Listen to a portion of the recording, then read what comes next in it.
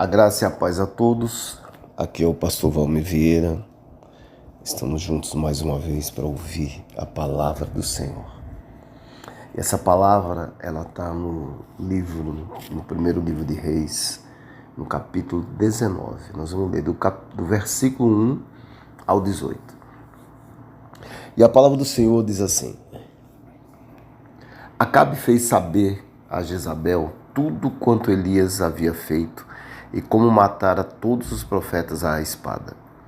Então Jezabel mandou um mensageiro a Elias a dizer-lhe: Façam-me os deuses como lhe aprouver, se amanhã, a estas horas, não fizer eu a tua vida como fizesse a cada um deles. Temendo, pois, Elias levantou-se e, para salvar sua vida, se foi e chegou a Berseba, que pertence a Judá, e ali deixou seu moço. Ele mesmo, porém, se foi ao deserto, caminho de um dia, e veio e se assentou debaixo de um zimbro, e pediu para si a morte e disse: Basta, tome agora, ó Senhor, a minha alma, pois não sou melhor do que meus pais. Deitou-se e dormiu debaixo do zimbro. Eis que um anjo o tocou e lhe disse: Levanta-te e come. Olhou ele e viu junto à cabeceira um pão cozido sobre pedras em brasa e uma botija de água. Comeu e bebeu e tornou a dormir. Voltou a segunda vez o anjo, tocou e lhe disse: Levanta-te e come, porque o caminho te será sobremodo longo. Levantou-se, pois, comeu e bebeu, e com a força daquela comida caminhou 40 dias e 40 noites até Horebe, o monte de Deus. Ali entrou numa caverna onde passou a noite, e eis que lhe veio a palavra do Senhor, lhe disse: Que fazes aqui, Elias? Ele respondeu: Tenho sido zeloso pelo Senhor, Deus dos exércitos, pois os filhos de Israel deixaram a tua aliança, derribaram os teus altares e mataram os teus profetas à espada, e eu fiquei só, e procuram tirar minha vida. Disse-lhe Deus: Sai e põe-te nesse monte perante o Senhor. Eis que passava o Senhor, e um grande e forte vento fendia os montes e despedaçava as pedras diante do Senhor. Porém o Senhor não estava no vento. Depois do vento, um terremoto, mas o Senhor não estava no terremoto. Depois do terremoto, um fogo, mas o Senhor não estava no fogo. E depois do fogo, um cício, tranquilo e suave. Ouvindo, Elias envolveu o rosto no seu manto e saindo, pôs-se à entrada da caverna. Eis que lhe veio uma voz e lhe disse: Que fazes, Elias? Aqui, Elias. Ele respondeu: Tenho sido em extremo zeloso pelo Senhor, Deus dos exércitos, porque os filhos de Israel deixaram a tua aliança, derribaram os teus altares e mataram os teus profetas à espada. E eu fiquei só, e procuram tirar-me a vida. Disse-lhe o Senhor: Vai, volta ao teu caminho para o deserto de Damasco, e em chegando lá, unge Azael, rei sobre a Síria. A Jeú, filho de Nissim, ungirás rei sobre Israel, e também Eliseu, filho de Safate, de Abel-Meolá, ungirás profeta em teu lugar. Quem escapar à espada de Azael, Jeú o matará. Quem escapar à espada de Jeú, Eliseu o matará. Também conservei em Israel 7.000, todos os joelhos que não se dobraram a Baal, e toda a boca que não o beijou. Amém? Vamos entender um pouco dos feitos de Elias. No capítulo 17, nós vamos ler aqui o versículo 1. Então Elias, o tebita dos moradores de Gileade, disse a Acabe: Tão certo como vive o Senhor, Deus de Israel, perante cuja face estou, nem orvalho nem chuva haverá nesses anos, segundo a minha palavra. Elias se encontra com Acabe, porque Acabe estava transgredindo as leis do Senhor. Acabe virou as costas para o Senhor, casou com uma mulher chamada Jezabel, e ela colocou os elementos dela de maldição, sabe, os ídolos que ela colocava, e dos postes ídolos, Baal, tudo que Deus não aprovava. Aí Elias orou e declarou que não haveria chuva. Deus pega Elias e manda Elias ir às torrentes de Querite. E ali Deus começou a prover tudo o alimento, tudo que Elias estava precisando para ficar naquele lugar. Sabe, Elias não passou fome naquele lugar. Havia uma seca, mas Elias não passou fome naquele lugar, nem sede. Quando Deus te enviar para algum lugar, não tenha medo, meu irmão, minha irmã, pois Ele proverá tudo o que for necessário. Deus deu um tempo, depois de um tempo, Deus mandou Elias ir para Serepta, que é uma cidade da Fenícia situada ali na costa do Mediterrâneo. Deus preparou uma viúva, presta atenção, uma mulher que aos olhos humanos, você jamais acharia que ela teria condições de acolher Elias na casa dela. E Elias, ao chegar, ele pede pão e água.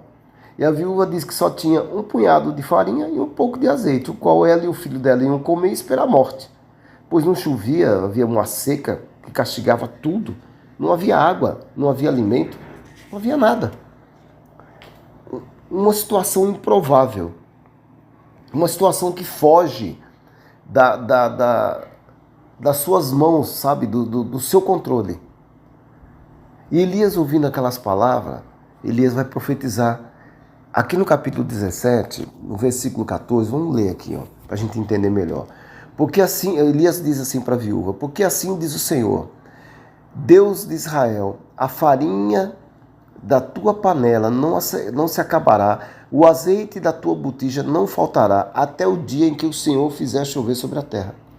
Foi ela e fez segundo a palavra de Elias, assim comeram ele, ela e a sua casa muitos dias. Da panela a farinha não se acabou, e da botija do azeite não faltou, segundo a palavra do Senhor, por intermédio de Elias. Então, a palavra do Senhor, ela não volta vazia. A palavra, quando o Senhor dá uma palavra, ela se realiza. E muitas vezes nós estamos em situações assim que você fala, meu Deus, eu não tenho mais controle. Busque na palavra, busca o Senhor e Ele vai te mostrar. Se você está passando por uma prova, um deserto, momentos difíceis, que foge totalmente o controle, busque o Senhor. Busque. Mas olha como é interessante essa história. A viúva ficou super feliz porque ela estava esperando o quê? A morte, não é isso? Ela falou, eu vou comer isso aqui, eu e meu filho vamos morrer. E ela estava tudo muito feliz até que o filho dela ficou enfermo, adoeceu, né? E veio a falecer. O que acontece? Você vem num plano, numa velocidade legal, achando que está tudo ótimo. E de repente acontece alguma coisa de novo, fugiu ao seu controle. Ela desanimou. Ele trouxe para ela aquele sentimento de incredulidade. Se sentiu novamente num deserto, perdida. E o que ela tinha que fazer? Ela não sabia o que fazer. Mas Elias fez algo que todo crente tem que fazer. Todo aquele que crê no Senhor, aquele que já entregou a vida para Deus, aquele que estuda a palavra, aquele que entende a palavra. Elias foi e orou. E trouxe a vida ao filho da viúva. Ele trouxe a vida. Passou um tempo, Deus pega Elias e manda ele se apresentar a Acabe. E Elias, como sempre, obedece. Elias, ele se encontra com Acabe. E ele lança um desafio.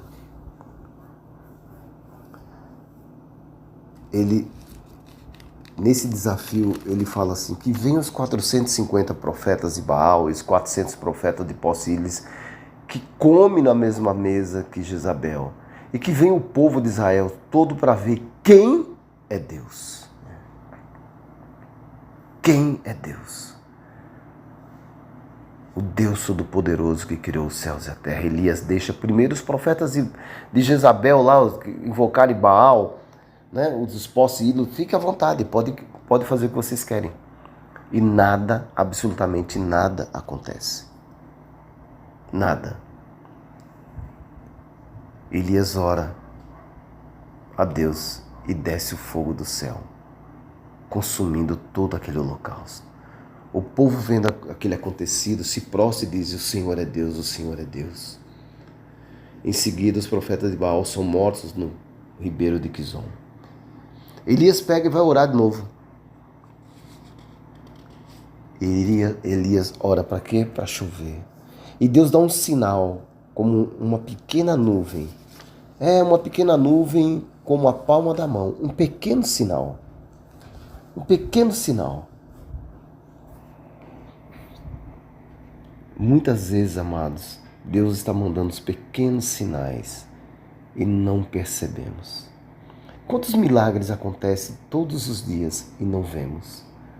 Sinais que passam por nós despercebidos. Eu quero fazer um parênteses aqui e te colocar uma palavra muito forte. A vida espiritual, ela é mais real do que a natural. Fecha parênteses. Preste atenção em tudo que está acontecendo ao seu redor. Nós não temos tempo, às vezes, de ver o que está acontecendo. Se preocupamos só com os nossos celulares, com as nossas vidas, esquecemos de ver o que realmente está acontecendo, o que Deus está mostrando. E com esses acontecimentos, Acabe fala para Jezabel que os profetas de Baal estão mortos. E Jezabel se revolta, envia um mensageiro a Elias para dizer, olha que ela fala, façam-se os deuses como lhe aprouver. Se amanhã, a essas horas, não fizer eu a tua vida como fizesse a cada um deles. Elias teme e vai ao deserto. Ele se assenta debaixo de um pé de zimbro e pede para morrer. Ele pede a morte. Elias está ali cansado, desanimado, sentindo-se só, mesmo sabendo que Deus estava sempre com ele, mas ele estava se sentindo só. E quantas vezes nós nos sentimos como Elias? Nos sentimos só, desanimados, injustiçados, como que tudo que fizemos foi em vão. Quantas vezes nós somos julgados sem termos o direito a uma segunda chance? Porque o ser humano tem uma tendência de endurecer o coração. Quantos abandonam a igreja porque não teve acolhimento correto, só teve acusação? Mas ele pecou, então vamos destruí-lo. Quantas pessoas estão em depressão e não têm ajuda, pois o julgamento julgam essa pessoa que ela é uma fraca? Quantos suicídios poderiam ter sido evitados se líderes, homens e mulheres de Deus, realmente praticassem o que as Escrituras dizem? Muitos homens e mulheres de Deus se suicidaram porque não teve um acolhimento digno, não foi ouvido, mas foi julgado. Sabe por quê? Porque muitos praticam o que eles acreditam, o que eles querem e o que eles determinam. Estamos vivendo tempos difíceis, onde a pandemia hoje chama-se depressão, crise de ansiedade, isolamento pessoal, intolerância que gera brigas, homicídios, intolerância que gera suicídios. Porque a palavra verdadeira já não está sendo suportada. Então as pessoas estão correndo para ouvir o que desejam ouvir. Eu quero ouvir tal coisa. E não o que elas precisam realmente ouvir. Aí Elias, ele se isola no deserto, se sentindo mal. Ele deita ali debaixo daquele zimbro, ele dorme. Deus envia um anjo para Elias e dá o que comer. Ele vai e dorme de novo. O anjo acorda ele de novo e fala para ele comer de novo. Sabe, Deus está querendo te acordar. Deus está querendo te alimentar para você se levantar, assim como Elias, e seguir em frente. Elias levanta come, bebe, caminha 40 dias e 40 noites até Horebe, o monte de Deus. Esse monte é o Monte Sinai, onde Deus se revelou para Moisés e o povo que ali estava. Apesar de Elias ter recebido a presença do anjo, ter comido, o anjo ter dado o alimento para ele 2 vezes, Elias ainda não estava curado. Porque ele entra na caverna e tem uma atitude de autocomiseração. Elias queria que Deus se revelasse a ele. Preste atenção. Quantas vezes a gente não está bem? Ou, enfim, vamos pensar de uma forma quando nós vamos ao templo. Eu vou ao culto. Eu quero chegar lá e pedir que Deus venha com a sua graça sobre mim. Eu quero ver milagres. Eu quero ver bênçãos em geral, tal como eu quero ter uma casa própria, eu quero ter carro, eu quero ter melhoria na vida financeira, eu quero cura, eu quero uma família perfeita, eu quero tudo perfeito. Queremos o mover do Espírito Santo. Pulamos, cantamos, choramos, gritamos. E muitas vezes nós esquecemos que o culto é para cultuar a Deus. Eu não sou contra o mover do Espírito Santo. Eu não sou contra você ter melhorias financeiras, cura, nada disso. Eu acredito em tudo isso.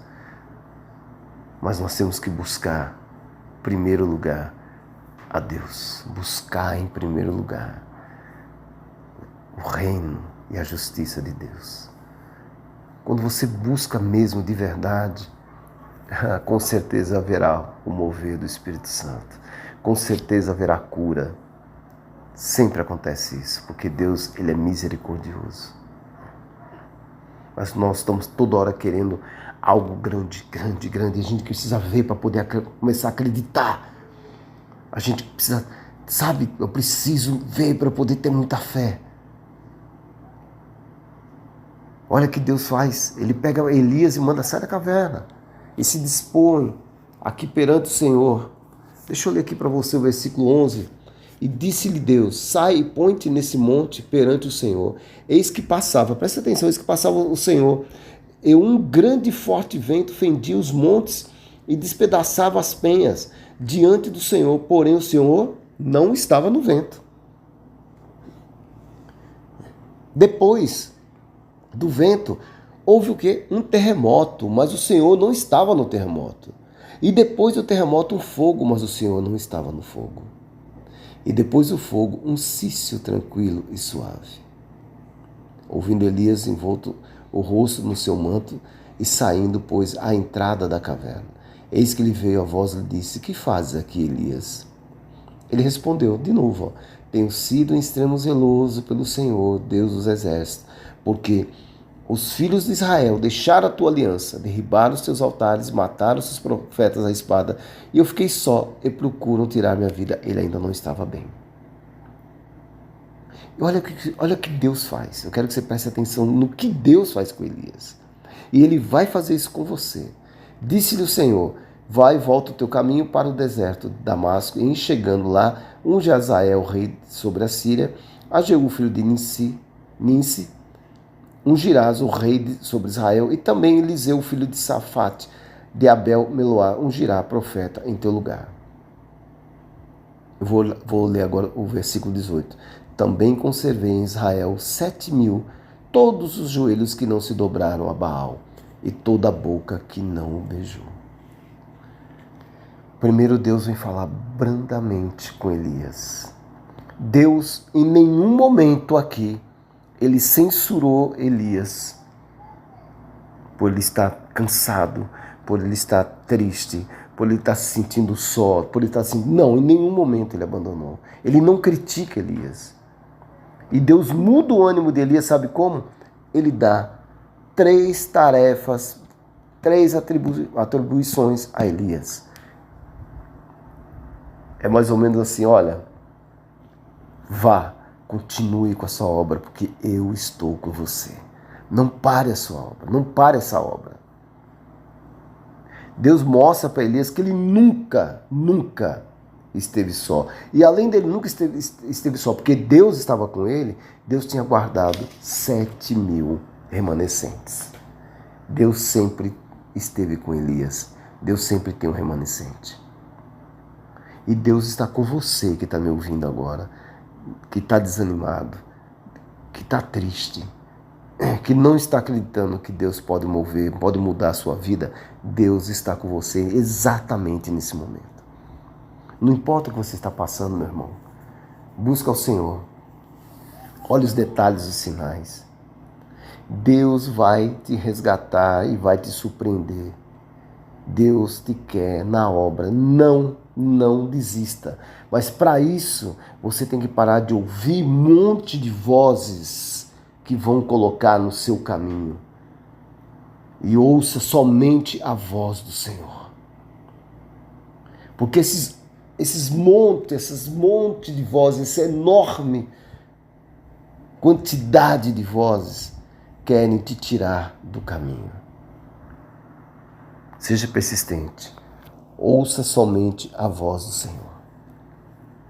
O seu espírito, o seu coração, a sua mente sabe identificar que a voz é do Senhor. Porque o que vem de Deus traz paz, equilíbrio. Sabe por quê? Porque Deus te ama. Deus nos ama. Não tenha medo. Seja ousado.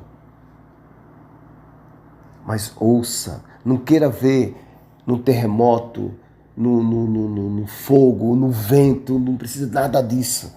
Porque muitas vezes Deus está falando, silencie. Porque eu quero falar com você. Eu quero mostrar o meu propósito e você vai cumprir o meu propósito. Ouça o que Deus tem para falar. Por mais que você já tenha feito. Já fiz isso, já fiz aquilo, eu já curei, não tem problema. Existe um momento que você não vai estar bem. E se esse for esse momento, eu lhe falo, pare e vá ouvir a voz do Senhor. Pai, eu quero orar por aqueles que estão cansados, que eles venham te buscar. Quero orar por aqueles que ainda não te conhecem, que eles venham te conhecer, Pai. Que nesse momento, Pai, o Senhor esteja movendo nas pessoas que precisam ouvir essa palavra. Para que dê ânimo, traga algo novo para elas. O de repente, que elas verem que a sua mão, o seu poder está sobre ela. Que o Senhor está com todos que o amam e que praticam a sua palavra. Que você, meu irmão, minha irmã, seja abençoado hoje, com toda sorte de bênçãos. Se você estiver com alguma enfermidade, receba agora a cura dessa enfermidade. Você que está aí desempregado, que Deus vem abrindo portas e te dando novas oportunidades. Você que está cansado do seu ministério, que Deus renove as suas forças e você cumpra a vontade de Deus na sua vida. Em nome de Jesus, fiquem todos na paz do Senhor.